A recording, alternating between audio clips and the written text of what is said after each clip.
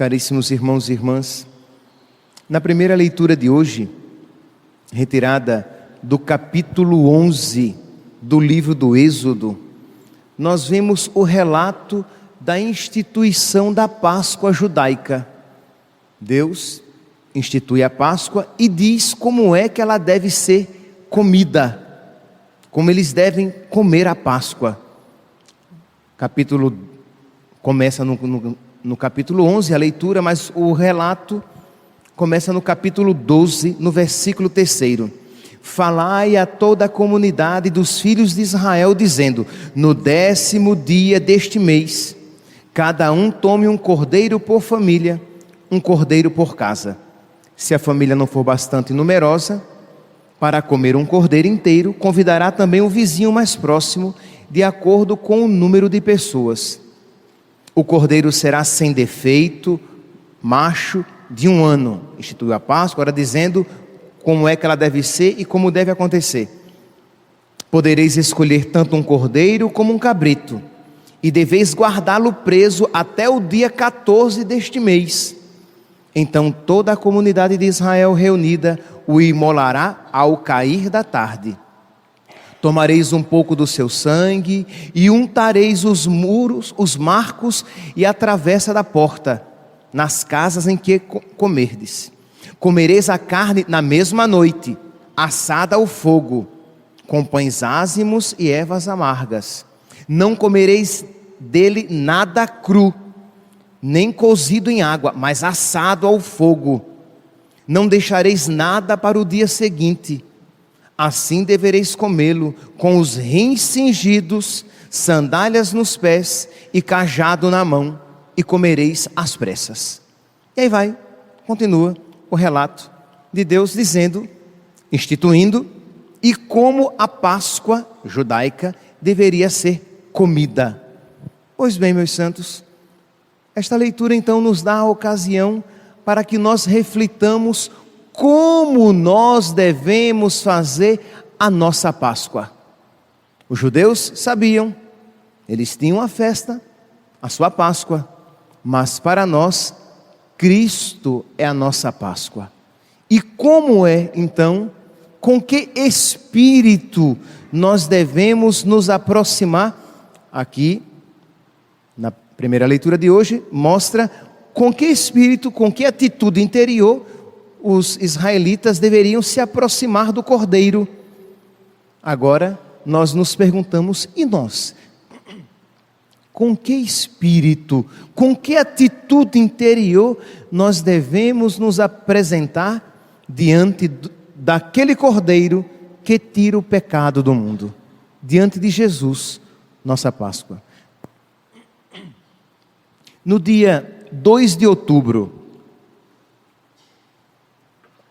de 2005, o Papa Bento XVI, num sínodo aos bispos, ele falou a esse respeito, isto é, como é que nós devemos nos aproximar de Jesus na Eucaristia, como é que nós devemos comer a nossa Páscoa. Ele diz aqui, abre aspas, gostaria apenas de salientar mais uma vez aquele ponto que, há pouco, já recordávamos no contexto da Jornada Mundial da Juventude. Ele já havia falado, salientado, da importância da adoração lá na Jornada Mundial da Juventude. Agora, ele repete novamente aos bispos. Ele diz, a adoração do Senhor ressuscitado, presente na Eucaristia, com a carne e o sangue, com o corpo e a alma, com a divindade e a humanidade. É comovedor para mim ver como em toda a igreja, ver como em toda parte na igreja se está despertando a alegria da adoração eucarística e como os seus frutos se manifestam. Então ele está aqui fazendo uma observação, ele vê que na igreja as pessoas estão adorando mais a Eucaristia. Mas aqui, meus santos, o interessante é que ele não está se referindo apenas à adoração da Eucaristia nos sacrários, que é benéfica, que é maravilhosa, que é excelente, que é belíssima, que é muito adequada, sem sombra de dúvida. Ele não está falando apenas da adoração a Jesus no ostensório, que deve ser feita e com toda a dignidade. Mas ele está falando da adoração necessária que deve estar presente no coração daquele que se aproxima de Jesus na fila da comunhão. Como é que nós devemos dele nos aproximar? Ele vai dizer, em espírito de adoração. Continua aqui. Não é que na Eucaristia nós simplesmente recebamos uma coisa qualquer.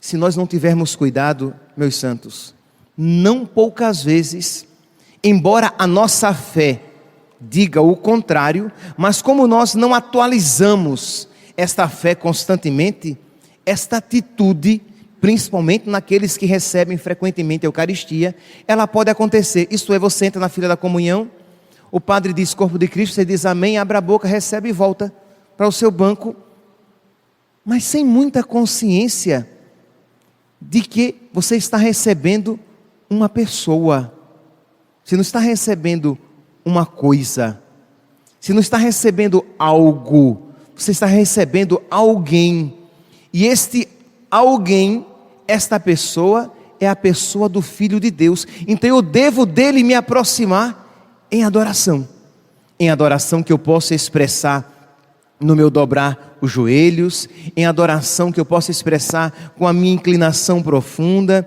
em adoração que eu possa expressar com o meu espírito adorante no coração, em adoração que eu possa expressar em palavras silenciosas na minha alma, mas eu devo me aproximar de Jesus com espírito de adoração, porque senão eu vou entrar na fila como se fosse receber simplesmente uma coisa.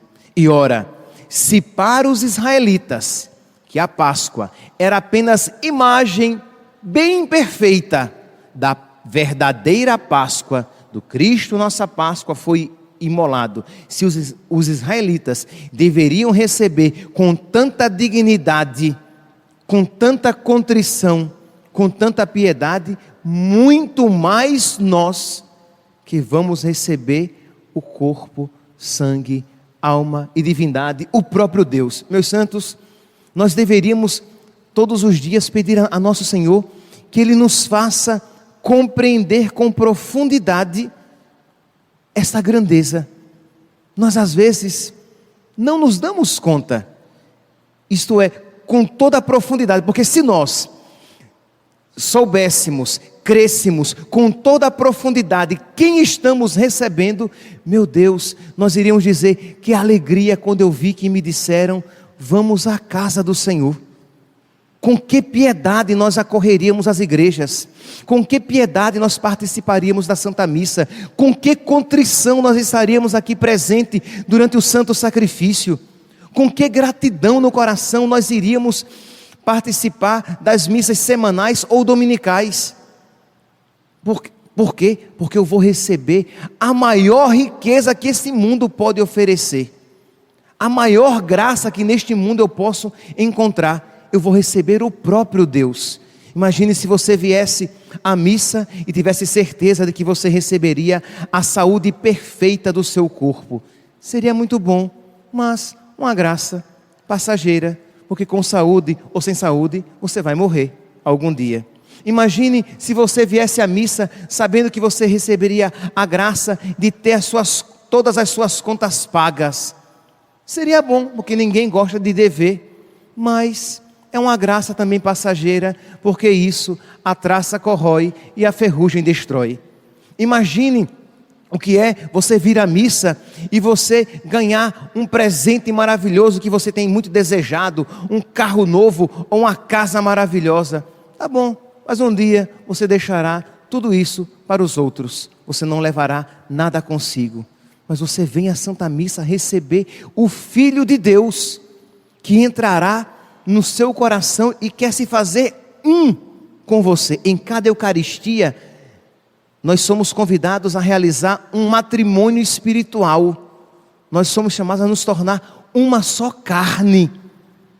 E nós, meus santos, entramos na fila da comunhão sem muita reverência, piedade e adoração.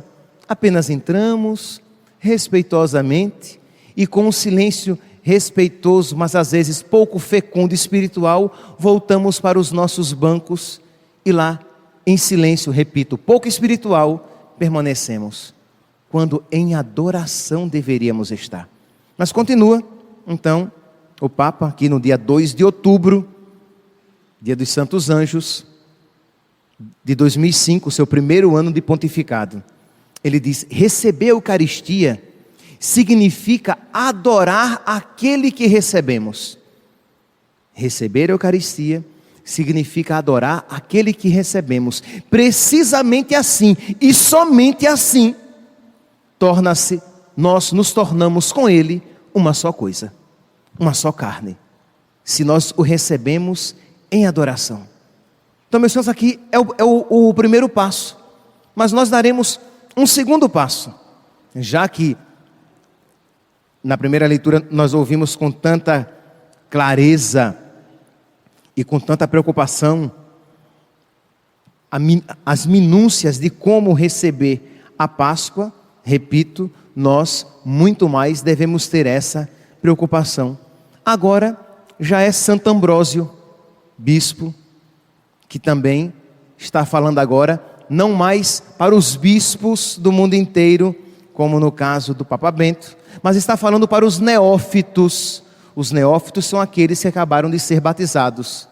E está falando para eles como é que vocês devem se aproximar da Eucaristia.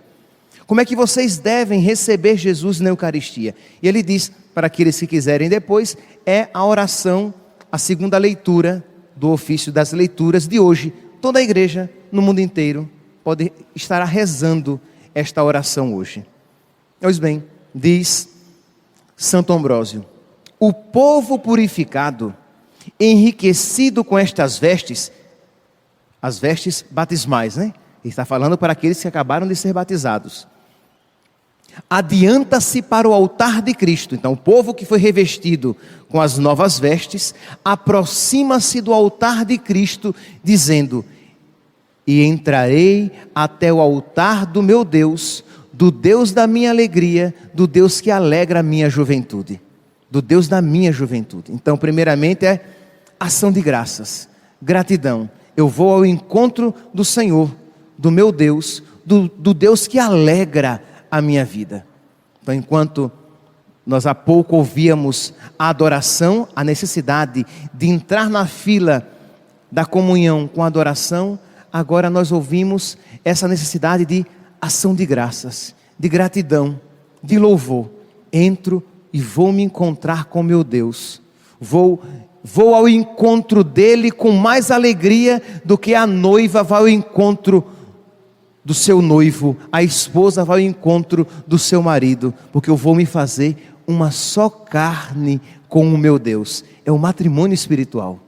Continua Santo Ambrósio: e entrarei até o altar de Deus, do Deus da minha alegria, despidas as vestimentas do antigo erro, isto é, retiradas as obras do pecado. Então é necessário no caso dos neófitos, eles tiveram seus pecados perdoados no próprio batismo, que nos perdoa os nossos pecados. Nós, já batizados, nós nos preparamos para a Eucaristia no sacramento da confissão. Então nunca, jamais, em nenhuma ocasião, não existe exceção de você receber Jesus sem estar com o coração preparado. Nunca, jamais, em nenhuma ocasião, em nenhuma exceção, não há nenhuma exceção de você receber Jesus estando com o seu coração com pecado. Se você tem consciência de que está com pecados graves, com pecados mortais, se você tem consciência de que você já há um grande tempo não se confessa, primeiramente, vou me despir das vestimentas do antigo erro, para me aproximar do altar do Deus que alegra a minha vida. vou primeiramente me preparar, porque senão, meus santos, não será um matrimônio espiritual, porque não haverá comunhão, não será um ato de louvor a Deus, mas será um sacrilégio, e não será um benefício para a minha alma, mas uma desgraça. Então, o que é que eu vou fazer na fila da comunhão, se eu não me despir das vestimentas das antigas obras? Então, aqui, o bispo de Milão, Santo Ambrósio, foi ele que foi instrumento de Deus para converter Santo Agostinho de Hipona. Então, o bispo de Milão, dizendo isso: despidas as vestimentas do antigo reino, renovada a juventude como da águia, apressa-se em ir participar do banquete celeste. Aí sim, purificado do erro, com a minha juventude renovada, eu vou como que voando ao encontro do meu Deus. Quando chego diante do altar, ao ver o santo altar, exclamo: o Senhor é o meu pastor, não me falta coisa alguma. Aquela confiança: tu és o meu Deus, tu cuidas de mim, e eu não tenho o que temer. O Senhor é o meu pastor, não me falta coisa alguma. Pelos prados e campinas verdejantes, Ele me leva a descansar. Ainda que eu passe pelo vale da sombra, eu não temerei, tu estás comigo. Ainda que eu passe pela dificuldade, ainda que eu passe pela prova, ainda que eu passe pela tribulação, eu não terei medo, tu estás comigo. Percebe, meus santos, que atitude diferente de quem assim se aproxima com alegria, com preparação, com louvor, com ação de graças e com confiança. O Senhor está comigo, né? Aqueles que entram na fila da comunhão, cada um com a sua história, cada um com a sua cruz. Nós poderíamos ver cada um assim, carregando a sua cruz, entrando na fila da comunhão. Dificuldades financeiras, problemas familiares, problemas de saúde, problemas espirituais, problemas emocionais, quantos problemas, quantas chagas, mas o Senhor é o pastor que me conduz, não me falta coisa alguma, pelos prados e campinas verdejantes Ele me leva a descansar, para as águas repousantes me encaminha e restaura as minhas forças.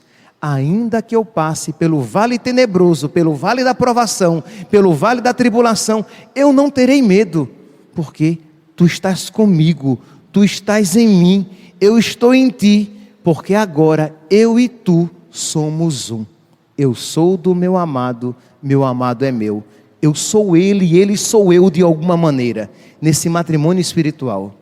E continua Santo Ambrósio, em toda a leitura, falando dessa necessidade de se preparar para receber com toda a dignidade, com toda a adoração, com toda a piedade, nosso Senhor Jesus Cristo. Hoje então, meus santos, juntamente com Nossa Senhora, com os nossos anjos da guarda, supliquemos esta graça de nós fazermos bem a nossa Páscoa, de nós comungarmos bem, com fruto, para que a cada comunhão nós possamos dar um passo de crescimento espiritual, de crescimento na amizade com nosso Senhor. Louvado seja nosso Senhor Jesus Cristo.